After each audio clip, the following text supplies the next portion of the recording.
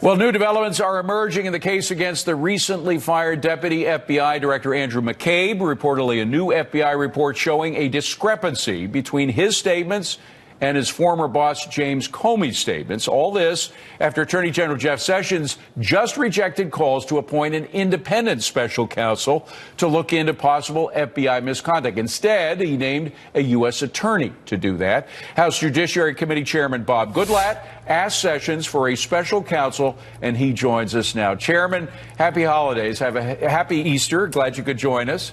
Happy Easter to you, David.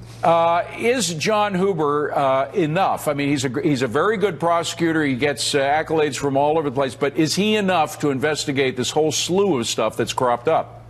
Well, we hope so, but we don't know for sure. And that, coupled with the fact that we really think this should be an investigation outside of the Department of Justice altogether, is why we continue to call for a special counsel. But we do think this is a step in the right direction. It gets it out of Washington, D.C., out of Main justice, if you will. It shows that the Attorney General and the Department are taking this matter more seriously. I think that, coupled with their scramble here in recent days to comply with the subpoena that I issued last week, shows that the attention to this is increasing. It's very important. But you brought up a great point, which is that the Justice Department can't investigate itself, particularly, you know, you hear these charges about a deep state, an entrenched bureaucracy, however you want to describe it, of people that have been there for generations practically, and their purpose is to maintain their positions and the positions of their friends at the Department of Justice, so they can't investigate themselves. How much is Mr. Huber going to have to rely on this entrenched bureaucracy to cooperate, because he doesn't have the kind of subpoena power that a special prosecutor would have? Well, he will have subpoena power, and he will be able to prosecute, yes. The Inspector General is working on a report that is due out in April. And we're very hopeful that he, working with the Inspector General, will make substantial progress in this area. So we're reserving judgment on his work. But again, we do think that ultimately a special prosecutor would be needed and would be best. But if Mr. Huber can deliver subpoenas, what is it that he can't do that a special prosecutor could do? Well, what he can't do is what you mentioned, and that is he can't be outside of the Department of Justice. Right. He is a presidential appointee confirmed by the United States Senate.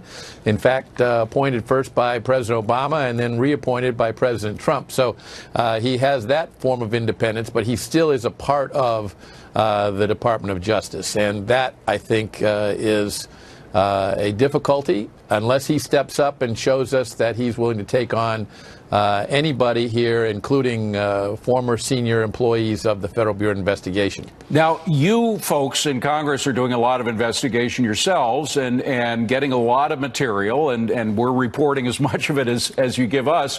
But I'm just wondering if you have been stonewalled. Have there been individual moments when you've tried to get something from the Department of Justice or the FBI or even the State Department regarding these matters and have hit a brick wall?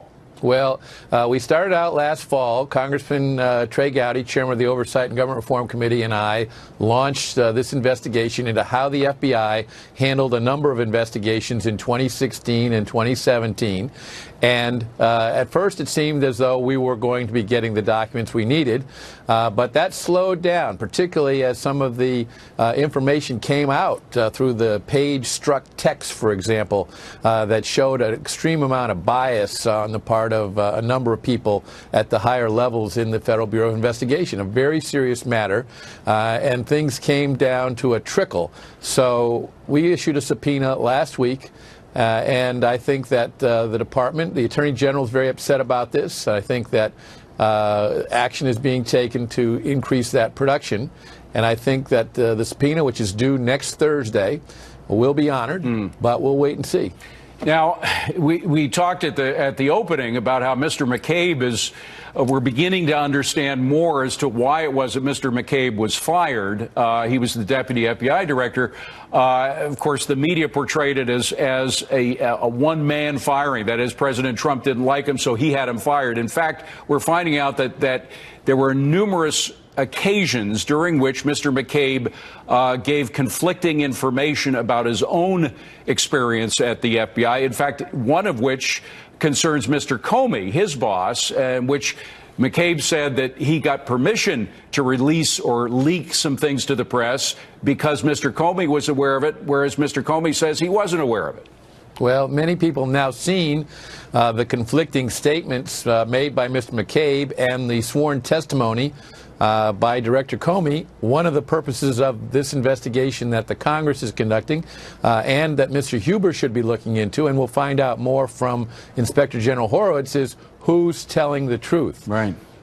Well, it's a difficult thing to come to the essence of, particularly when both parties are antagonistic to many of the people that are trying to find out the truth, like you and like the president, frankly. I'd just like to ask, finally, we touched on this, but there is an entrenched bureaucracy. I've seen it all over Washington. I've seen it in the State Department. I've seen it in the Department of Justice. Name the agency and you see an entrenched bureaucracy. Would you go so far as to call that a deep state? Well, I wouldn't go that far. First of all, let's be clear. There are tens of thousands of people in the Federal Bureau of Investigation who every day work very hard, very professionally to keep us safe, fight crime, prevent terrorist attacks like they did just last week in Austin, Texas with the bomber down there.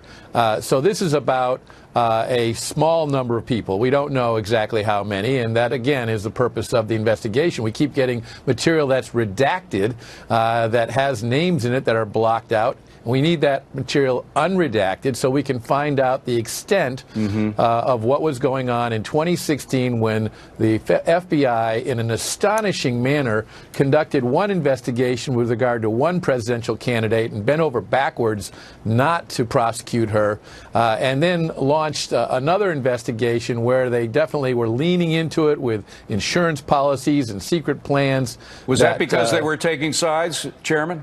I am very concerned that there were a number of people in key positions at the FBI who were taking sides.